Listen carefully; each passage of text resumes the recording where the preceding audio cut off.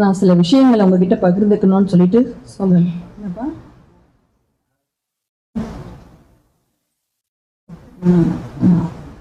நான் இங்க செயல் தலைவரா பேச வரல, எங்க அப்பாவுடைய மகளா பேசணும்னு வந்திருக்கேன். பேசணும்னு சொல்லிட்டு சொல்லல. என்னன்னா, எங்க அப்பா யார் சொல்றதுமே கேட்க மாட்டாங்க. அவங்க என்ன முடிவு பண்றாங்களோ அவங்களுக்கு சொல்லி கொடுக்கறதோ, யார் சொல்லி என்ன சொன்னாலும் அவர் எந்த பேச்சு யார் பேச்சு அவர் என்ன முடிவு எடுக்கிறாரோ அதை தான் எப்பயுமே எடுப்பாரு அவரு. இன்னும் துரோகி துரோகின்னு சொல்லிட்டு எல்லாரையும் சொல்றாங்க. துரோகினா முதல் துரோகி யாருன்னா அன்புமணி தான் முதல் துரோகியே. ஏன்னா இந்த கட்சியிலையும் எங்க அப்பாவோட எல்லா விதத்திலையும் பொருளாதாரத்துல இருந்து எல்லாத்தையும் அபகரிச்சுட்டு போயிட்டு முதல் துரோகியே அவர் தான். அவருக்கு அந்த அருகதையே இல்லை, மற்றவங்க துரோகின்னு சொல்றதுக்கு அருகதையே கிடையாது. இப்ப இந்த கட்சி நல்லா மந்திரி பதவி எல்லாம் வாங்கும்போது எங்க அப்பா நல்லா சம்பாதிக்கும் போது அந்த வயதுல எல்லாத்தையும் விட்டுட்டுதான் இந்த கட்சி இந்த மக்களுக்காக சேவை செய்யணும்னு வந்தாரு. அவர் நினைச்சிருந்தாருன்னா இன்னைக்கு எவ்வளவு பெரிய ஹாஸ்பிட்டல் கட்டி பெரிய இந்த அளவுல அப்போலோட பெரிய ஹாஸ்பிட்டல் கட்டி இருக்க முடியும் அவர் நினைச்சிருந்தாரு. ஆனா அதெல்லாம் விட்டுட்டு இந்த ஜனங்களுக்காக மக்களுக்காக அந்த 20% ஒதுக்கீடு கண்டிப்பா வாங்கி கொடுத்து அதுக்காக தான் அவர் வந்தாரு. ஆனா இவர் என்ன பண்ணாங்கன்னா, இவருக்கு ஐயாவுக்கு தெரியாது அந்த நேரத்துல இந்த மாதிரி கட்சி வளர்ந்து இப்ப எம்எல்ஏ எம்பி எல்லாம் வரும்னு அவருக்கு எதுவுமே தெரியாது. ஐயாவுக்கு அதெல்லாம் யோசிக்கவே இல்லை. அவர் அதெல்லாம் அதை பார்த்துட்டு அந்த நேரத்துல இவர் நுழைஞ்சதுதான் இவர் இந்த எம்எல்ஏ எம்பி எல்லாம் பதவி எல்லாம் வருது, கட்சி இந்த நிலைமையில இருக்குதுன்னும் போதுதான் இவர் வந்தார். இந்த கட்சியில அனுபவிச்சது எல்லாமே அவர் தான். நாங்கெல்லாம் எந்த பதவியும் எதுவுமே அனுபவிக்கல. அந்த கஷ்டமா அந்த நல்ல நிலைமையில நாங்க யாரும் வரல.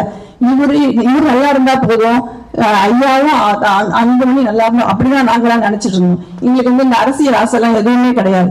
இந்த கஷ்டமான காலத்துல நான் ஏன் இருக்கிறேன்னா எங்க அப்பாவுக்கு துணையா இருக்கணும் தான் இருக்குமே தவிர இந்த கட்சி இப்ப இவங்க யாருமே இல்லை. இந்த கஷ்டமான காலத்துல யாருமே அவர் கூட இல்லை, எங்க அப்பா கூட எங்க அம்மா கூடயும் நான் தான் இருந்து அவங்களை பாத்துக்கிறேன். எங்களுக்கு எங்களை பாக்குறதுக்கு யாரும் விட மாட்டுறாங்க, தடையா இருக்கிறாங்க.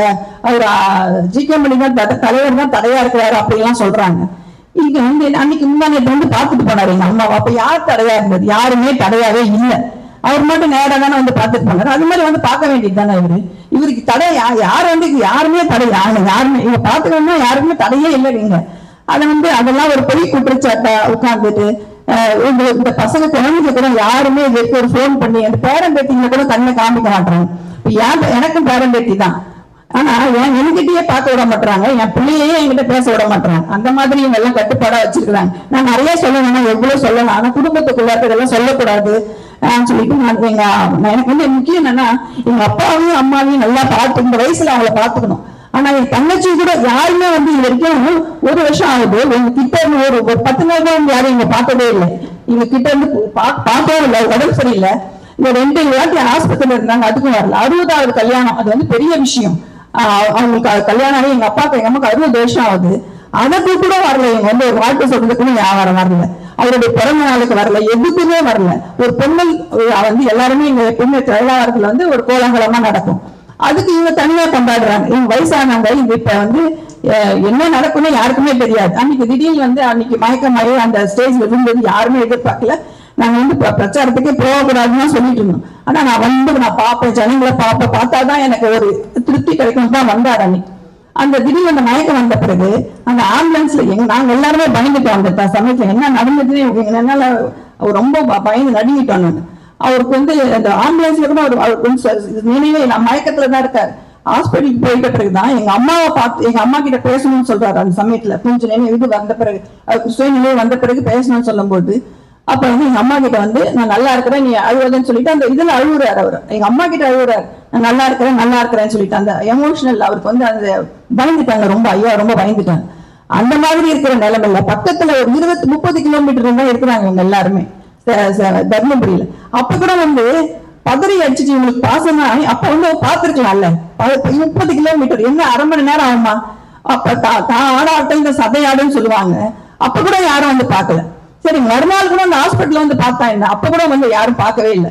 இது வரைக்கும் பார்க்காம இப்ப எல்லாரும் என்ன எங்க அப்பா காய்ச்சினா நான் தொலைச்சு அது ஒரு வசனத்தை கத்துக்கினாரு. அவர் எப்ப பார்த்தாலும் அது பேசுறாரு. தொலைச்சு யாரை தொலைப்ப நீ, யாரை தொலைப்ப நீ, உனக்கு அந்த கேட்கிற அந்த அருகதையே கிடையாது, அந்த கேள்வி கேட்கிற அருகதையே உனக்கு கிடையாது. இன்னொன்னு எங்க அப்பா பத்தி தப்பா எல்லாரும் இது சோசியல் மீடியால போட்டு அசிங்கப்படுத்தி அவருடைய பேரையே கெடுத்து அவருடைய பர்சனல் லைஃப் எல்லாம் அதெல்லாம் இழுத்து ரொம்ப அசிங்கப்படுத்துறாங்க உட்காந்துட்டு. அது பண்றவங்களுக்கு என்ன பண்றாருன்னா அவங்களுக்கு பதவி கொடுத்து அவங்களை கட்டி அடிச்சு போட்டோ போடுறாரு. இதெல்லாம் ஒரு பிள்ளையா இவங்களா? இன்னும் நம்ம சொல்லணும், எவ்வளவு சொல்லலாம். அவருடைய பர்சனல் லைஃப், அவர் இப்பதான் என்னமோ யாரோ 20 வயசு பொண்ணை கல்யாணம் பண்ணி வந்த மாதிரி அவளை கேவலப்படுத்துறாரு. அது அவருடைய 45 வருஷம் எங்க அம்மாவுடைய சம்மதத்தோட தான் எல்லாமே நடக்குதுங்க. எல்லாமே எங்க அம்மாவுக்கு எல்லா விஷயமும் தெரியும். இவர் சும்மா கட்டி அந்த அம்மாவாலதான் எல்லாமே நடக்குதுன்னு அப்படி ஒரு பொய்யான பிம்பத்தை அவருக்கு வர குற்றச்சாட்டு சொல்றதுக்கு வழி இல்லை, எதுவுமே சொல்ல முடியாது ஐயா மேல.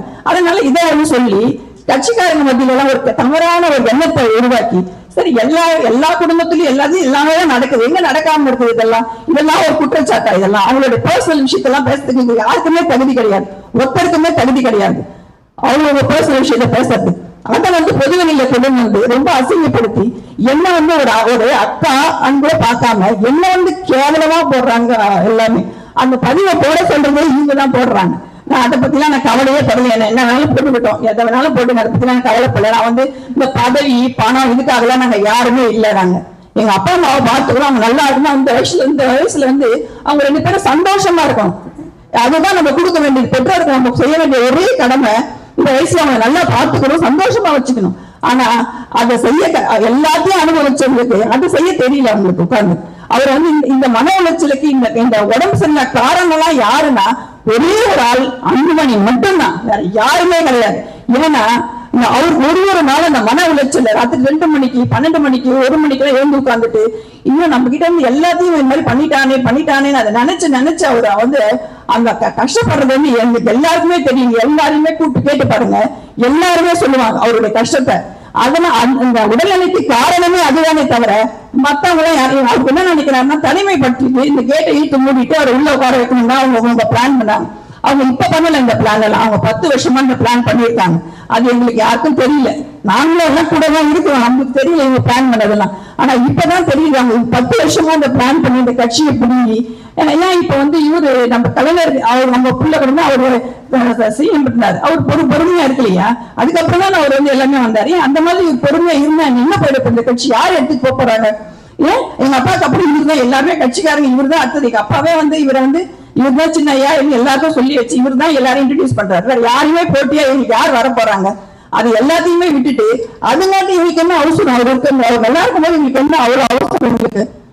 இதெல்லாம் சொல்லணும் நான் நிறைய இருக்கு சொல்றதுக்கு. ஆனா நான் அப்புறமா சொல்றேன். நான் இந்த மனம் இதெல்லாம் அவர்கிட்ட சொல்லணும்னு தான் நான் உங்களை ஐயா அவர் ரொம்ப கஷ்டத்துல இருக்கிறார். அவர் அது அந்த மன வேதனையில தான் அவருக்கு இந்த உடம்பு செய்யறாரு. அவரு பண்ற எக்ஸசைஸ், அவர் சாப்பிட்ற டயட்டுக்கெல்லாம் அவர் இன்னும் ஹெல்த்தியா பயங்கரமா இருக்க வேண்டிய ஆள் அவர். நன்றி, வணக்கம்.